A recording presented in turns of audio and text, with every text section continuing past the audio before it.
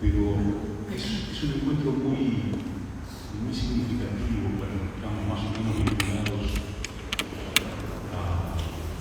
a estos temas, porque está aquí con nosotros, que es Eduardo Milán.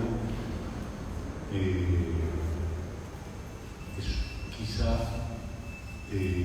nuestro mayor poeta vivo, que ha tenido una larga trayectoria, sobre todo en el exterior, que ha publicado sobre todo en España, que vive en México, que se encuentra desde el 70, que nació en el 52 en Montevideo. Bueno, yo menciono otros aspectos, sino que no puede equivocarse. Estos aspectos geográficos de su vida tienen mucho que ver con su poesía, con la forma de encarar su creación poética.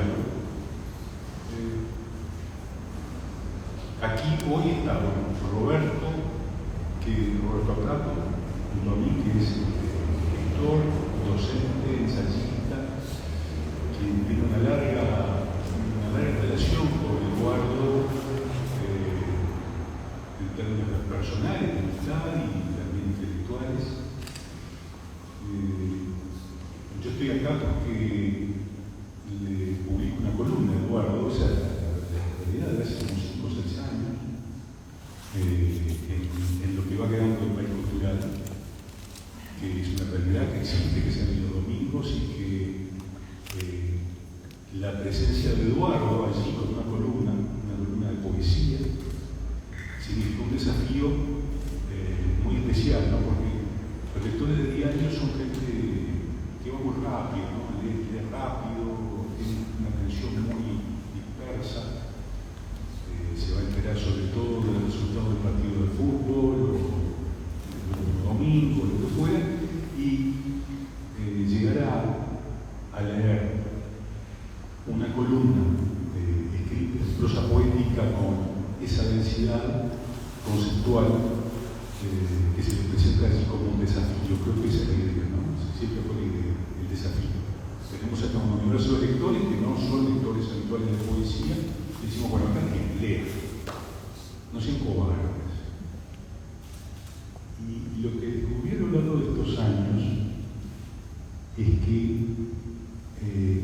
la mejor forma de entrar en la poesía es dejándose seducir por su musicalidad. O sea, leer, no buscar sentido de entrada, sino dejar que los sentidos se vean abrumados por esa musicalidad. Creo que los lectores que siguen a esta columna aprendieron eso. Porque leen y después que se sintieron atrapados por un texto que los obliga a volver. Vuelven y ahí tratan de comprender qué es lo que nos está diciendo el poeta. Bueno, esta es una introducción breve nada más.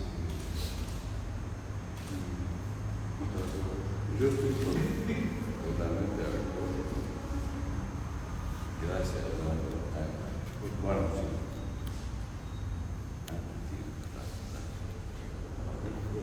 ¿Yo ahora? Sí, acotar.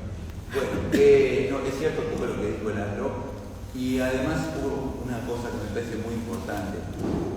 Esas columnas que publica Leandro desde hace como 6 años ya, yo diría que 6, pero no puedo equivocarme, que son columnas breves, son cortas, que aparecen una vez por mes en el país cultural, en el país de los domingos. Son, por un lado, una rareza, si uno lo mira superficialmente, porque son una rareza y por otro lado una maravilla, y debo decirlo así con todas las palabras, con todas las letras, porque brinda al público uruguayo la posibilidad de estar en contacto con un tipo de pensamiento de alguien que hace 44 años que vive fuera del Uruguay y que está, como todos los que viven afuera del Uruguay, presente muy lateralmente en la cultura nacional. Es decir, la entrada de Eduardo en la cultura nacional en los últimos años, yo no digo que depende exclusivamente del área de la columna que publica en el país, pero tiene mucho que ver. Tiene mucho que ver porque es una parte de la escritura ensayística de Eduardo, que empezó ya hace mucho tiempo. Digamos, yo creo que viene escribiendo ensayos desde hace mucho, notas periodísticas envueltas, notas en distintos medios en México, pero hay un tipo, hay algo que hizo un clic ahí en determinado momento de su carrera como poeta, que fue la de incorporar el ensayo a su escritura poética. Por lo tanto, uno puede leer una de las columnas de Eduardo, cualquiera de todas las que ha publicado, que son unas cuantas ya, y se encuentra con un lenguaje, aparte de con un pensamiento. Se encuentra con una manera de procesar ideas y de procesar asociaciones de ideas que, si bien están en prosa, corresponden a la lógica poética. Y eso es una cosa que hizo Eduardo en determinado momento, que juntó una cosa con otra en el aire, le pegó en el aire a los dos pájaros de la poesía y el ensayo, y consiguió generar un género que tiene la misma potencia creativa o por lo menos en muchos puntos tiene la misma potencia creativa que su poesía, y en la cual se hibridan temas de la poesía. O sea, hay muchos elementos que uno puede encontrar en esas columnas que, si bien son, como puede tener un ensayo o una escritura ensayística, un trabajo a propósito de, o sobre, o acerca de, o lo que sea, de inmediato vuela, de inmediato pasa a otro terreno, y de inmediato a otro, y de inmediato a otro, que es lo que le provoca a él ese a propósito de que arranca la columna. O sea, la columna tiene un tipo muy ordenado, y entonces, aunque no parezca, pero es muy ordenado, del mismo modo que ordena los índices de sus libros, y no son, digamos, como muchos poetas, incluyéndome, que simplemente van juntando lo que tienen entre un periodo y otro, y todo eso va para allí, y se terminó. Cuando se termina, como decía él, la maquinita poética de ese libro, se terminó el libro, y entonces viene otro libro. Y esa es la manera de concebir un libro de poemas, como una reunión de textos apropiados para la ocasión, que tiene que ver con la época en la cual uno se escribió, etcétera, etcétera, pero no la de él. La de él tiene un orden, tiene, no necesariamente por tema, sino por manera de florecer el lenguaje. Hay una manera de trabajar el lenguaje que genera un tipo de textos, y ese tipo de textos va nutriendo a los otros, va nutriendo a los que siguen, y entonces se configura un todo, un texto total, que es lo que uno ve después cuando lee el libro. Y lo que pasa con las columnas es que uno tiene fragmentos de poemas, fragmentos de pensamiento poético que van siendo distribuidos generosamente los primeros domingos de cada mes desde hace 6 meses. Es un trabajo de Rey Mago que va repitiéndose a lo largo del año y a lo largo de los años, y que espero que siga, y que a mí siempre me extrañó, porque claro, dentro del país convive con otros materiales que nada tienen que ver con eso, incluso dentro no hablando de todo el país, pero hablando del país cultural, donde está lo cultural, están las notas sobre libros, y están las semblanzas, y están todo lo que puede tener que ver con una especie de memoria cultural momentánea, no tiene nada que ver con eso. Es decir, yo, si lo veo de afuera, digo, está todo lo demás y está lo de Milán adentro. Es decir, lo de Milán, cuando yo lo encuentro a Milán, y Milán es una cosa distinta de todo lo demás, tiene otro lenguaje, tiene además algo que yo creo que se puede ver con mucha claridad en este libro, y con eso ya entro a este otro libro, a la leyenda del poema, que tiene que ver con una... Sí. Una cosita que creo contar, que es el carácter ensayístico Sí. de esta narrativa.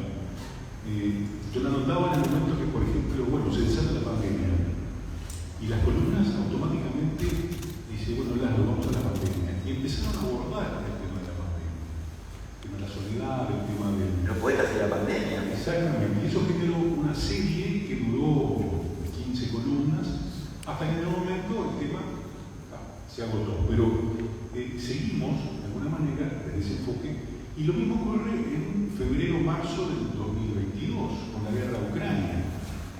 La guerra detiene el pensamiento. Me quedó esa frase. Sí. Entonces ahí tuvimos también una serie de columnas vinculadas a la guerra. Entonces, es una narrativa viva, atada a lo contemporáneo, a hechos que nos condicionan. Sí.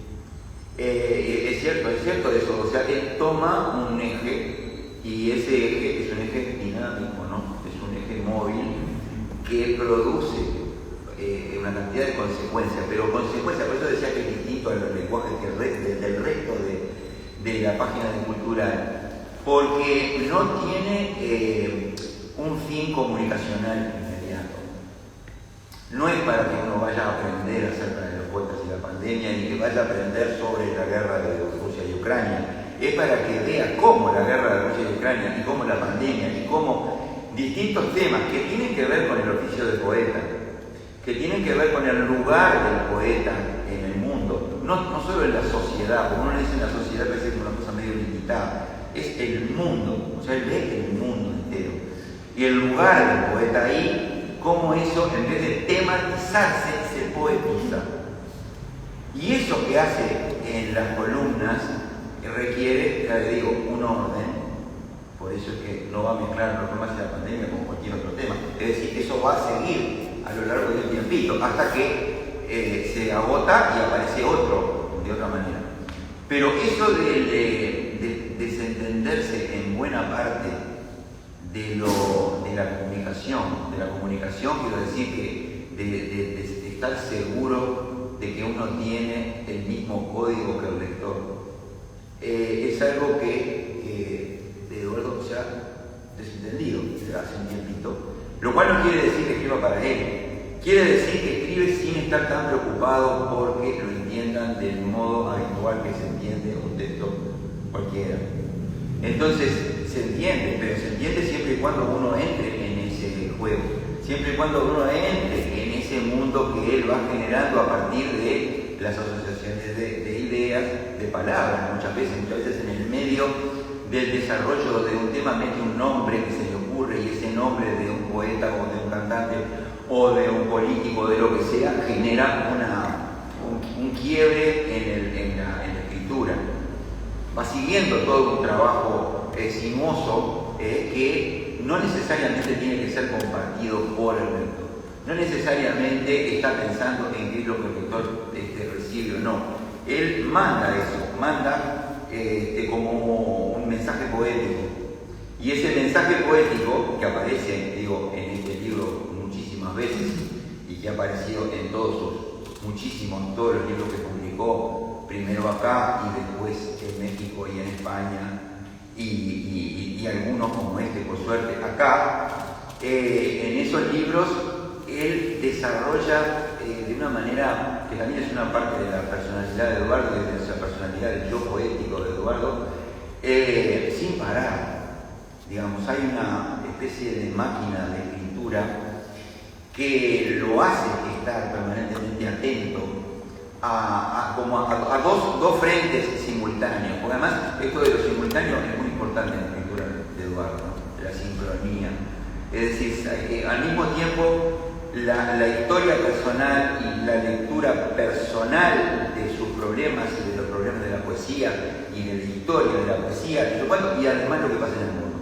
Es decir, lo que pasa en el mundo, lo que ha pasado, lo que ha generado hitos en la historia del mundo o incluso dentro de la historia de la poesía, queda emparejado con el desarrollo de una memoria íntima.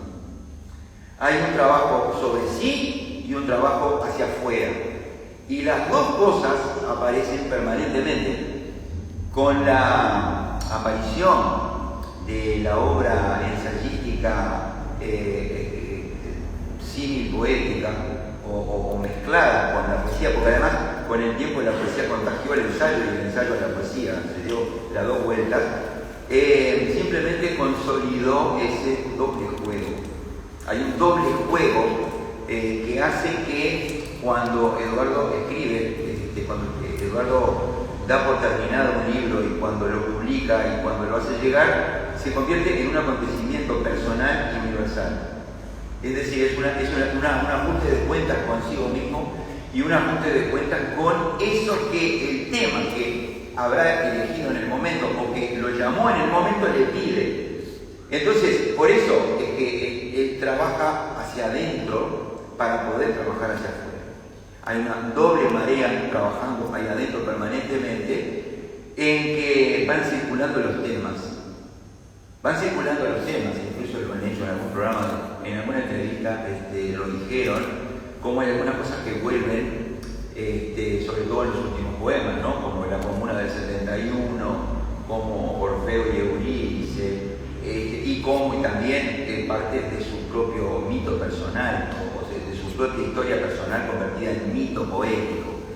Hay cosas que vuelven, pero ¿por qué vuelven? ¿Porque se repite? ¿Porque sí? No. Porque son elementos de los cuales se agarra para precipitar el poema. O sea, cada poema... Yo una vez había dicho que cuando uno... Ya cuando Eduardo ahora tiene muchos libros, ¿no? Incontables. Pero cuando tenía, digamos, 20 y pico, como cualquier ser humano, 20 años, 20 y pico de libros. También 20 y pico de años te conocí, pero bueno, 20 y pico de libros. Yo le había dicho una cosa que me llamó la atención a propósito no me acuerdo, no me pregunté en qué libro, pero me llamó mucho la atención que cuando uno lee un poema de Eduardo, ese poema remite a la poesía inmediatamente. Lo cual significa lo siguiente, 2 puntos, comillas. Quiere decir que uno no necesariamente retiene un poema de Eduardo, porque el poema de Eduardo no se destaca por sí mismo del cuerpo al cual pertenece, sino que hace pensar en todo el libro al cual pertenece. Y al hacer pensar en todo el libro al cual pertenece, hace pensar en la poesía. Es de las pocas personas que yo conozco, que yo conozco a nadie, pero no sé si alguien en la historia de la literatura que hace eso, que digamos que pone el dedo, cada vez que pone el dedo en un poema y se mete en un poema, remite a la poesía entera. No es un poema aislado que uno pueda decir, ese poema de fulanito, que no sé qué, no, es la poesía. Hace pensar en la poesía, hace pensar en qué significa escribir un poema, porque él mismo lo mete como metalenguaje dentro del poema, pero no solamente por eso, sino porque hay algo ahí que no tiene comunicación directa voluntaria, expresa con el lector, no está diciendo lo que el lector quiere oír, pero sí dialoga con el lector por debajo de la letra. Y en ese diálogo que establece con el lector por debajo de la letra, está haciendo sentir que ahí hay poesía. Que ahí hay poesía y decir que escribe bien no tiene sentido ya después de tantos años, porque ya sabemos que escribe bien. No es ese el problema, no es la maestría de la escritura, no es el estilo, no es la conciencia crítica, como tantas veces se ha dicho. Sí es, pero no solo eso. Es decir, es una especie de magia extraña que no es magia, no milagro, es una industria, como aquello de Quijote, que es trabajo sobre esas posibilidades que él sabe que le brinda el poema y que una vez que trabajó sobre otros que también son leitmotiv de los ensayos y también de los poemas, Mallarmé, los hermanos de Campos, de Sopiñatari, Baudelaire, Salvador Puig, Medina Vidal, Juan Carlos Macedo, fenómeno, es como si él estuviera leyendo a través de lo que le sugieren esos nombres y de lo que sabe de la poesía a través de las lecturas de esos, Arnaud Daniel y de Guillaume de Poitiers y de cuanto quieran nombrar, que tienen que ver con esa prosapia, está haciendo ver qué es lo que él saca de todo eso.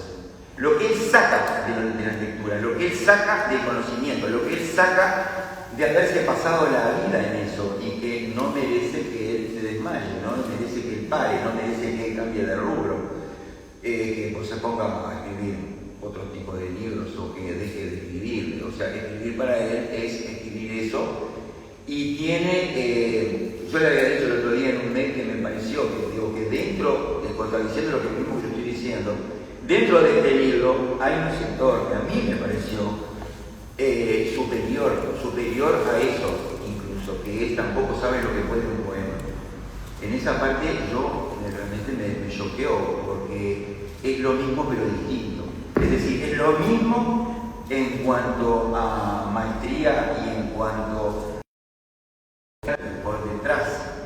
Es decir, está como tomándole apuntes al mundo mientras escribe un poema y tomándose apuntes a sí mismo, pero más libre, o sea que llegó a un punto de su desarrollo, de su maduración, o tal vez sea un momento mágico en que llegó a poemas que realmente son mejores que los otros. O sea, para mí son mejores que los otros, y yo se lo dije porque realmente lo sentí, que hay un vuelo, hay una especie de fuerza impresionante en que los demás poemas tienen su nivel, que es perfecto o imperfecto, perfecto, o como quieran decir, pero acá ya no hay manera de jugar. No hay manera. Roberto, ayer estaba con Eduardo y se generó un breve momento en el cual le faltaba una hora para tu siguiente cita, ¿no? Yo le ofrecí llevarte, estar juntos, etc. Digo, vení a casa, vamos a casa. Entonces fuimos y le mostré el equipo de audio, los discos, y le puse un concierto, un disco grabado en vivo en Buenos Aires de Hugo Patorus. Y ustedes pueden creer que lo vi como transformarse, ¿no? Él empezó a hundirse en la silla, con una sonrisa que iba, no les miento, era de oreja a oreja. Y se perdió allí. Y el disco empezó tema tras tema y Hugo cantaba y entonces Eduardo hacía acotaciones. Esto es el quinto, mirá, esto es increíble, pero cómo siguió. Una grabación del 2015. Y ahí dije, claro, esto es la necesidad del poema. Es Eduardo volviendo a Uruguay y encontrándose con ese Uruguay que, nuevo, renovado, reconvertido, lo que fuera, le estaba removiendo todas esas cuestiones, que luego obviamente transformaba a un lenguaje poético, pero dije, claro, esto es el libro, este es su viaje. Y tenía la suerte de estar disfrutándolo allí, no le miento, 35 minutos quedó ahí, al lado de la silla, en silencio, en una especie de estado transportado. ¿Querés saber? No, como diciendo, no, déjame no me molestes. Era el Pato Luz, sí. Y realmente, ¿no? Entonces, ¿a qué voy? Este libro me provocó eso, es un retorno de Eduardo a Montevideo, un retorno a un montón de cosas que a él lo están pioneando de una manera, conoce la bibliografía, sabe que para él Uruguay le quitó muchas cosas, ¿no? Y fue el territorio donde perdió muchas cosas. Y de alguna manera está tratando, intuyo, de rearmar eso. Pero no es solo Uruguay, es Uruguay a través de tus afectos, a través de la realidad de tus afectos. Ayer hablábamos también, esta M, no Tupac. Entonces, eso define cuestiones éticas que lo comprometen con el entorno, pero sobre todo con los afectos, con los cercanos, con la familia, con los amigos.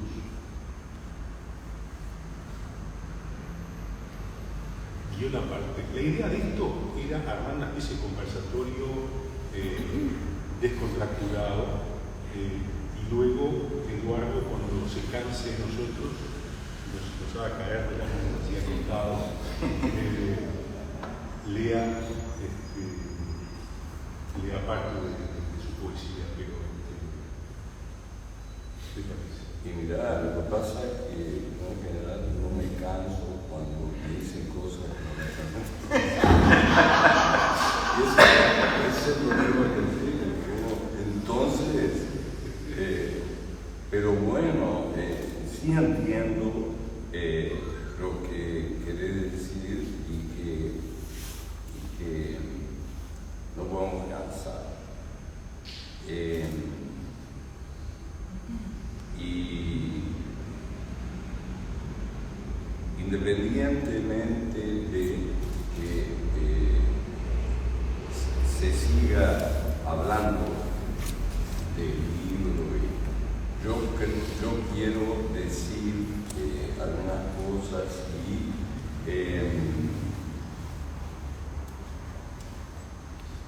leer algo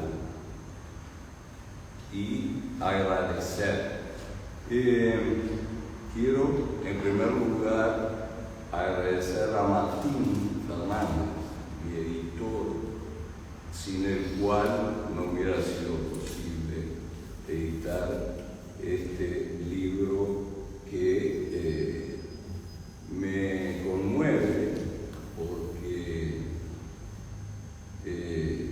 porque lo que dice Lalo y lo que dice Roberto, que tiene esa capacidad de acierto y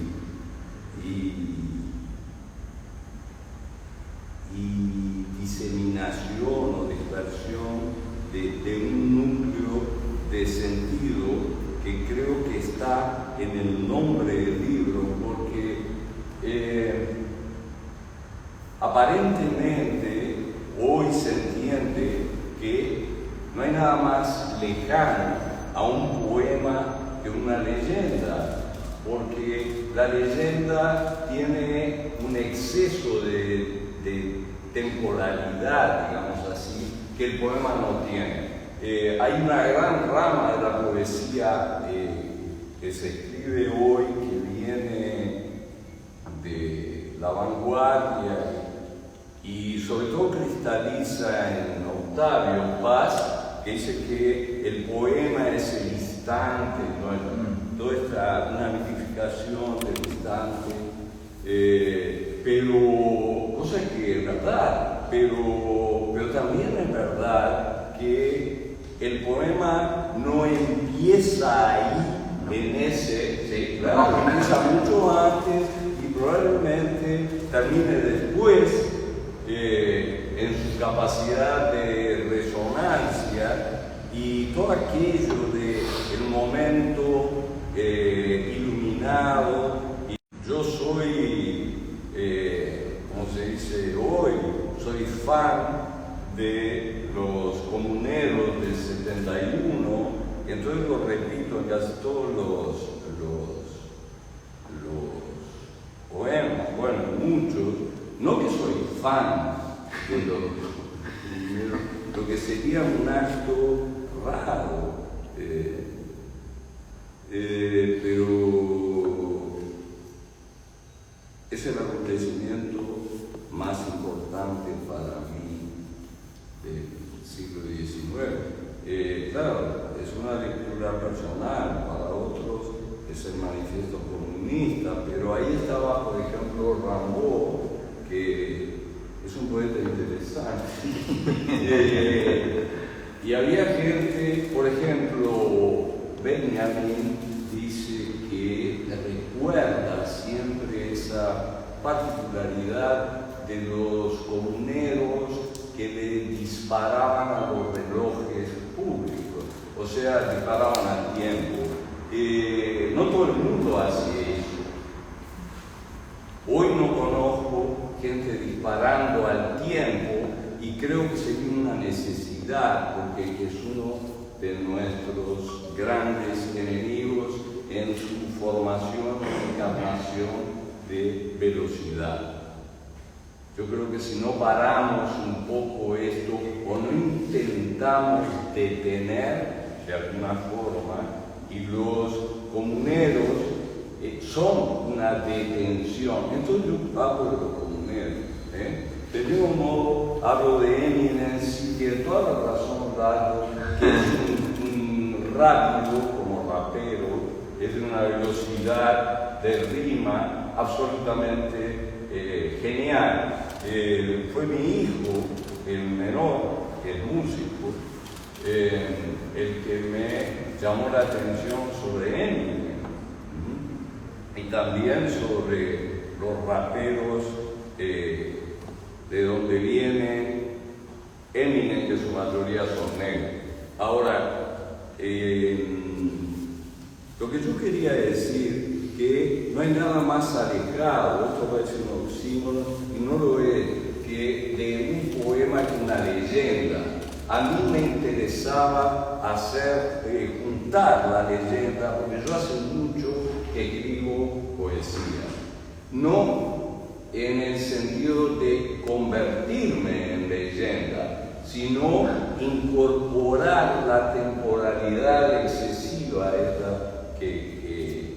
en la que coincidimos, de un poema como algo que tiene una historia, tiene sus preámbulos y viene de muy lejos, y en el fondo participamos. Hace poco tiempo me dieron la oportunidad en México de reeditar un libro, o dos o tres. Yo no soy editor, pero había un editor que se le ocurrió que yo podía sugerirle libros, y yo dije, bueno, mirá, aparte de Trilce, que es muy conocido, pero no hay ninguno a la vista, o sea, son sobreentendidos poéticos como la mayoría de las cosas que las tenemos integradas, las integramos por sobreentendido. Ahora, a palabras de Salvador Puch, entonces me reeditaron a Salvador un librito que traigo por ahí para Laszlo y no pude dar una edición para todos, pero porque creo que es uno de los grandes momentos de la poesía uruguaya del siglo XX y que no está más. Hay una edición, sí, de la Biblioteca Nacional con la obra poética completa de Bécquer, Salvador, y que editó milagrosamente este recinto. Ahora, creo que no se encuentra más. Entonces, ¿dónde está Bécquer Puch o Salvador Puch? En mi memoria está. Entonces, todo eso es una especie de leyenda, que para mí es activa, ¿sí? La leyenda existe, no todo es presente. Me interesa el pasado, ¿sí? Me interesa mucho el pasado. Es más, me considero una persona del pasado. Lo que pasa es que hay un principio de resonancia, y este es un ejemplo. Entonces, mi agradecimiento por estar acá, mi agradecimiento a Laszlo, mi agradecimiento a Roberto y a todos ustedes, y voy a leer sin abrumar, espero, demasiado, dos o tres. ¿Sí, no?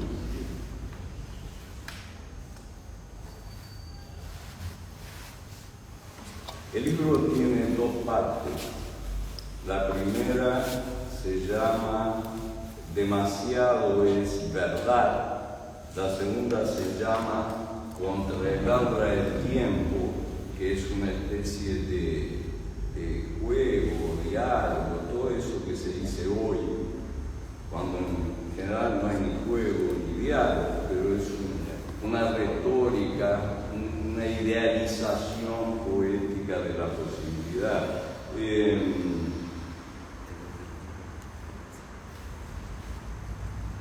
Y la segunda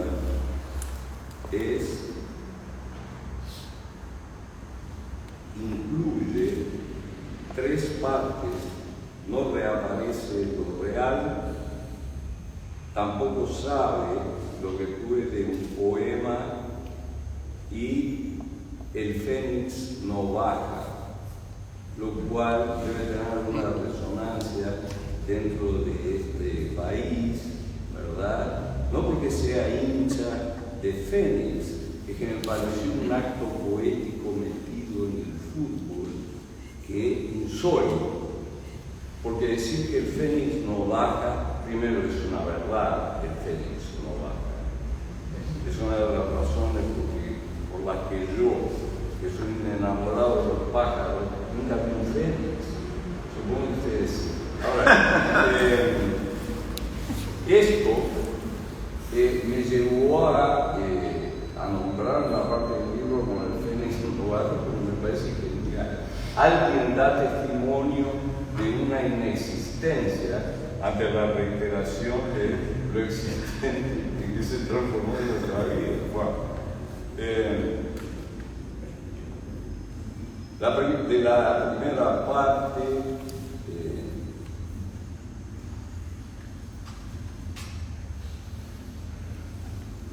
esto está escrito en otro lugar, claro, aunque también podría haber sido un acto de distanciamiento y lo podría haber escrito acá.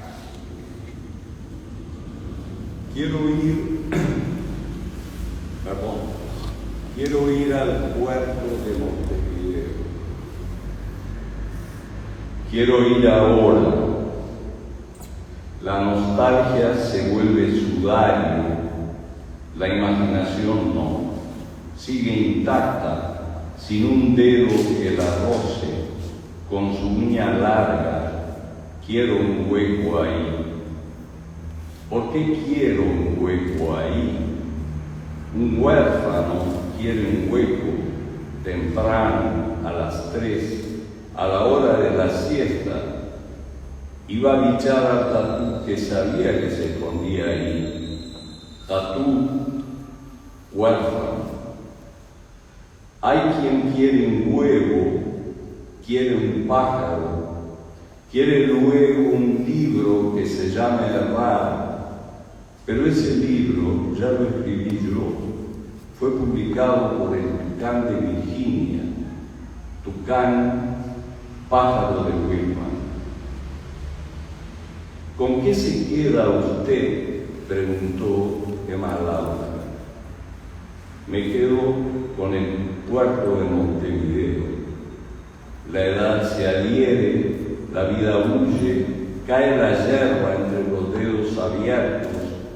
Hace mucho que se extinguió el aura, un guiño, ni un grito por asomo. Era una de esas formas del incienso sin llama. El indio no incendia, el blanco incendia. Vuelvo a la primitiva idea. Quiero ir al puerto de Montevideo, quiero ir ahora. La edad se adhiere, la vida huye, se ve la pérdida evidente de la masa muscular, el tejido conjuntivo de la clase obrera, perdidos todos los derechos ganados. Un cuerpo solo pierde frente a toda la vida, la que faltó como totalidad.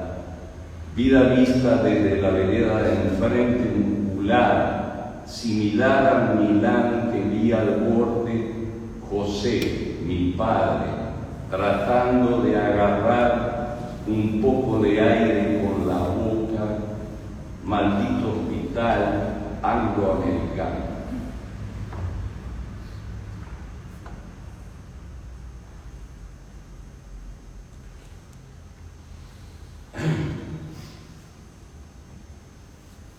El hombre de otra época, se acomoda a esta época en la medida de lo posible, en la medida de un no todavía tumba.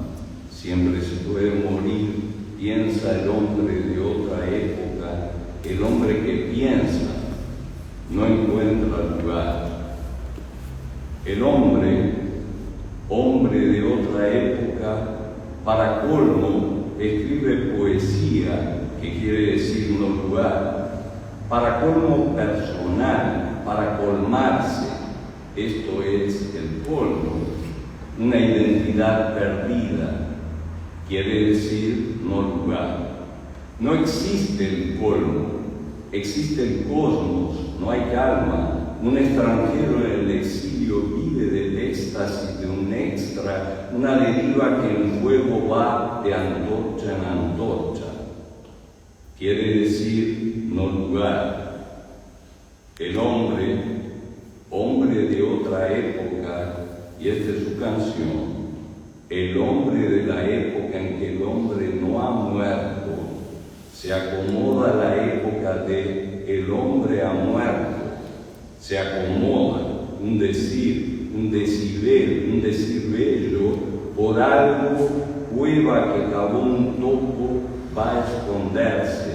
El hombre de otra época dice, cava, porque la época no acaba de finalizar.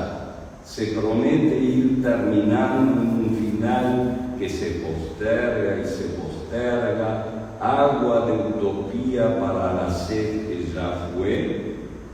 Era dicha la deriva de fuego en fuego, llaga en llaga, comuna de los comuneros de París, 1871.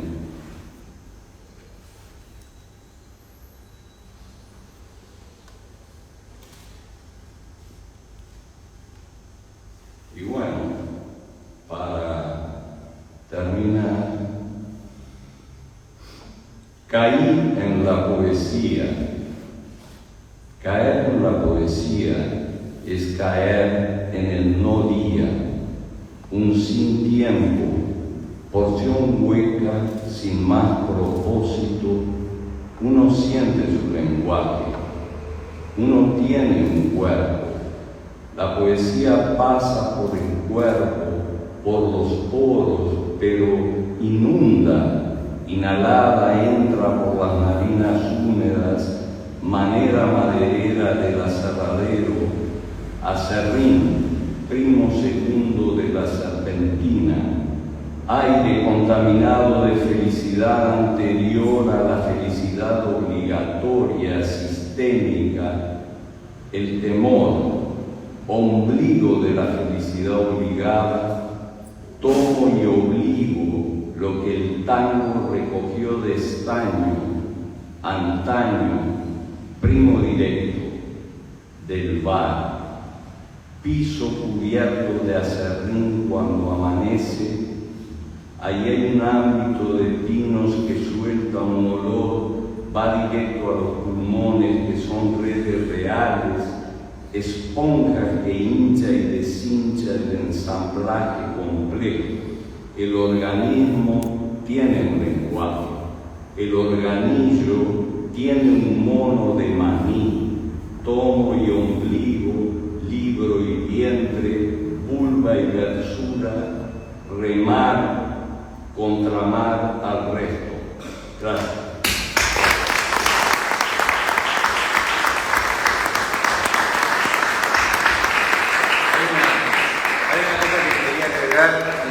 Que es importante, que es pertinente. La lectura de la poesía de Milán, por alguna extraña razón, hace escribir poesía. O sea, eso. O sea, uno lo lee y siente que hay algo ahí que, si bien uno lo va a poder hacer igual, uno puede meterse en ese mismo terreno. Abren una cancha amplia, porque yo estaba sintiendo ahora leer y lo confirmo, o sea, contagia, ¿no? Es contagioso. La sucesión de acentos, del ritmo, cómo lo va marcando, va marcando también la deriva del pensamiento, y no solamente el pensamiento de él, sino el pensamiento del lector. Entonces eso induce la escritura poética y ayuda mucho. Nada más. Gracias. Sí, muchas gracias. Gracias a todos. Gracias a todos.